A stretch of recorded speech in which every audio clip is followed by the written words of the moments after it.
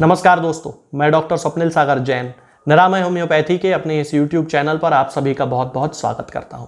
दोस्तों, आज से कुछ दिन पहले मैंने डलकामारा नामक एक होम्योपैथिक दवा का वीडियो अपलोड किया था, जिसमें मैंने डलकामारा के कैरेक्टरिस्टिक सिम्टम्स के बारे में बताया था। उस वीडियो के कमेंट बॉक्स में मुझे किसी व्यक्ति ने कहा था कि डलकामारा के साथ साथ डॉक्टर साहब नेट्रम सल्फ का भी वीडियो बना दीजिए। अब उन्होंने मुझे नेट्रम सल्फ का वीडियो बनाने के लिए क्यों कहा था? क्योंकि डलकामारा और नेट्रम सल्फ दोनों एक खास सिम्टम में एक दूसरे से मिलती जुलती प्रतीत होती हैं। वो सिम्टम क्या है कि जैसे कि डलकामारा के पेशेंट में गीली नमी वाली हवा के संपर्क में आने पर या सीलन वाली जगह के संपर्क में आने पर या उस जगह में रहने पर कोई रोग उत्पन्न होता है, कोई बीमारी बढ़ जाती है या कोई पुरानी बीमारी में एग्रावेशन हो जाता है। ठीक वैसा ही नेट्रम सल्फ में भी देखने को मिलता है कि नेट्रम सल्फ का जो पेशेंट होता है उसे भी यदि कोई बीमारी है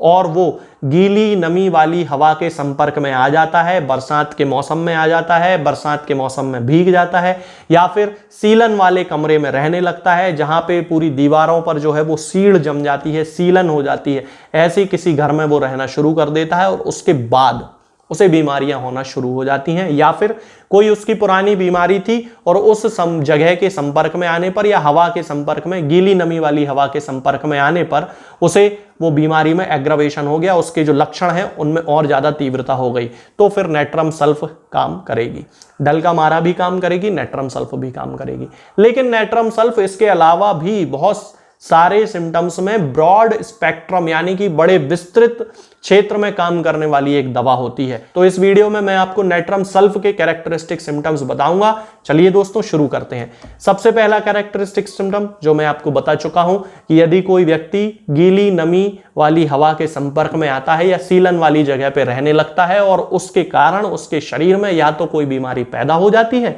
या फिर उसकी जो बीमारी होती है उसके लक्षण बढ़ने लगते हैं। अब लक्षण कोई भी हो सकते हैं। गठिया की बीमारी है और मान लीजिए वो किसी बारिश के मौसम में गया था, कहीं किसी से मिलने, कहीं बाहर गया था और भीग गया और उसे गठिया का दर्द जो है वो बहुत तेजी से होने लगा, या फिर ठंडी हवा चल रही थी बारिश के मौसम में और उस हवा के कारण ही उसे गठिया का दर्द होने लगा, या फिर अस्थमा का पेशेंट था और अस्थमा के जो सिम्टम है वो उस बारिश के कारण उसमें वो जो लक्षण है वो एग्रावेट हो गए, तो आप समझ जाइए कि इसे नेट्रम सल्फ देने की जरूरत है। इसके अलावा यदि किसी व्यक्ति को सिर में चोट लग गई हो और चोट लगने के बाद उसे मानसिक रूप से लक्षण आने लगे हों, या फिर पेशेंट ऐसा कहे कि डॉक्टर साहब जब से सिर में चोट लगी है तब से शरीर में ये बीमारी आने लगी है, तो फिर इसे नेट्रम सल्फ देने की जरूरत है। मान लीजिए सिर दर्द होने लगा, उसको सिर में जब से चोट लगी थी खून नहीं निकला, कुछ नहीं हुआ, लेकिन सिर दर्द होने लगा है, पागलपन होने लगा है, सिर घूमने लगा है, उसके साथ साथ याददाश्त कमजोर हो गई है, उसे कुछ याद नहीं रहता है, जब से उसको सिर में चोट लगी है तब से भूलना शुरू हो गया है, तो ये नेट्रम सल्फ का पेशेंट है। इसके साथ में जिन लोगों को स्लिप डिस्क की शिकायत हो जाती है, स्पाइनल इंजुरी हो जाती है, रीढ़ की हड्डी में चोट लग जाती है, रीढ़ की हड्डी के जो गुरिये होते हैं उनके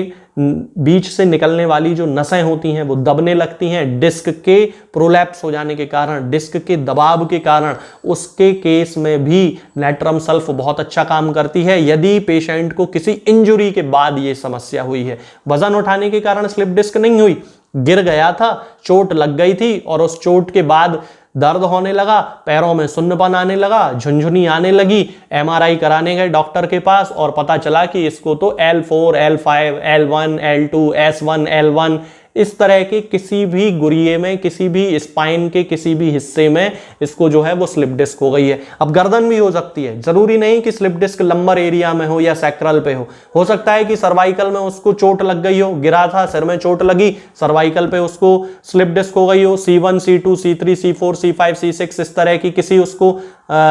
जो स्पाइनल कॉर्ड है उसके किसी हिस्से में उसको चोट लग गई हो और उसके कारण स्लिप डिस्क हो गई हो, तो नेट्रम सल्फ उसकी मेडिसिन होगी। यदि उसके कैरेक्टरिस्टिक सिम्टम हवा के संपर्क में आने पर यानी कि नमी वाली हवा के संपर्क में आने पर बढ़ जाते हैं। इसके साथ साथ नेट्रम सल्फ अस्थमा की बहुत अच्छी मेडिसिन है। दमा के लिए तो ये मेडिसिन एक रामबाण औषधि के रूप में काम करती है। और इसका कैरेक्टरिस्टिक सिम्टम क्या होगा कि व्यक्ति रात को बड़ा अच्छा सोएगा, कोई समस्या नहीं है उसे, बिल्कुल कोई तकलीफ नहीं, आराम से सो गया। और जैसे ही रात के 3 बजे 4 बजे 3 बजे से 4 बजे के बीच में या 4 बजे से 5 बजे के बीच में उसको एकदम से अस्थमा का अटैक जो है वो आना शुरू होता है। उसके पीछे कारण क्या है कि चूंकि 3 बजे से 5 बजे के बीच जो मौसम होता है वो हल्का ठंडा हो जाता है, शुष्क मौसम हो जाता है। उस कंडीशन में उसका अस्थमा जो है वो एग्रावेट हो जाता है, एकदम से उसे सांस लेने में बड़ी परेशानी होती है। अब क्लिनिकली हम लोग ये देखते हैं कि यदि किसी पेशेंट को रात को 3 बजे से लेकर सुबह 5 बजे के बीच में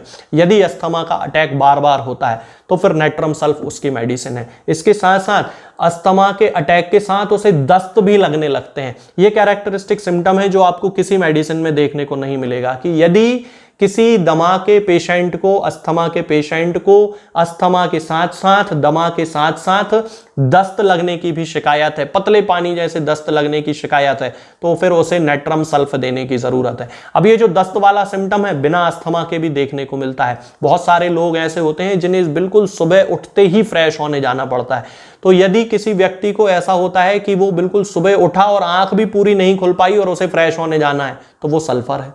यदि किसी व्यक्ति को ऐसा होता है कि उसने चाय पी और पीते पीते ही उसे बिल्कुल फ्रेश होने जाना पड़ा, तो उसे थूजा देना है। यदि किसी व्यक्ति को ऐसा होता है कि उसने चाय पी ली, चाय पीने के बाद उसे थोड़ा सा टहलना पड़ रहा है, तो फिर उसे ब्राइनिया या नेट्रम सल्फ में से कोई एक दवा देना पड़ता है, तब जाके उसके जो सिम्टम्स हैं वो ठीक होते हैं। इसके साथ साथ नेट्रम सल्फ का जो पेशेंट होता है, जब भी उसे दस्त लगने की शिकायत होती है या फिर वो फ्रेश होने जब जाता है तो बहुत तेज आवाज के साथ उसके पेट में से गैस निकलती है। ये जो लक्षण होते हैं ये बड़े ही सीक्रेटिव लक्षण होते हैं, पेशेंट आपको ऐसे नहीं बताता है। ये पेशेंट जब बिल्कुल आपके साथ अकेले में बात कर रहा होता है तब वो बताता है। तो अगर आप में से किसी व्यक्ति को ऐसा सिम्टम देखने में आता है कि वो जब भी फ्रेश होने गया है, मलत्याग करने गया है, लैट्रिन करने गया है और सबसे पहले लैट्रिन करने के पहले उसे बहुत तेजी के साथ आवाज के रूप में, विस्फोट जैसी आवाज के रूप में गैस उसकी पास होती है और फिर उसके बाद एकदम से बहुत तेजी के साथ दस्त लगा या लैट्रिन हुई,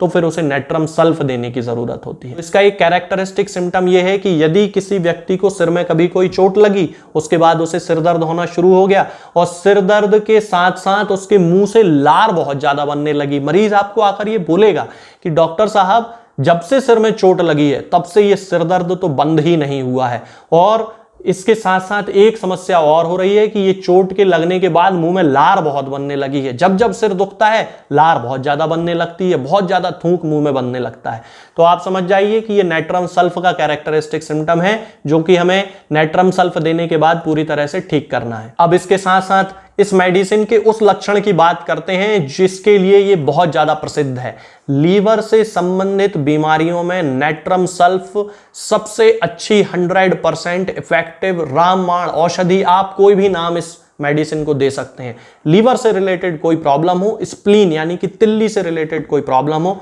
मान लीजिए लीवर का आकार बढ़ने लगा है, फैटी लिवर डेवलप हो गया है, ग्रेड 1, ग्रेड 2, ग्रेड 3 कोई भी फैटी लिवर है, आपको लीवर में सिरोसिस डेवलप होने लगी हो या फिर पित्ताशय में पथरी डेवलप होने लगी हो, गॉल ब्लैडर स्टोन जिसे कहा जाता है, कोलीलिथियासिस जिसे कहा जाता है,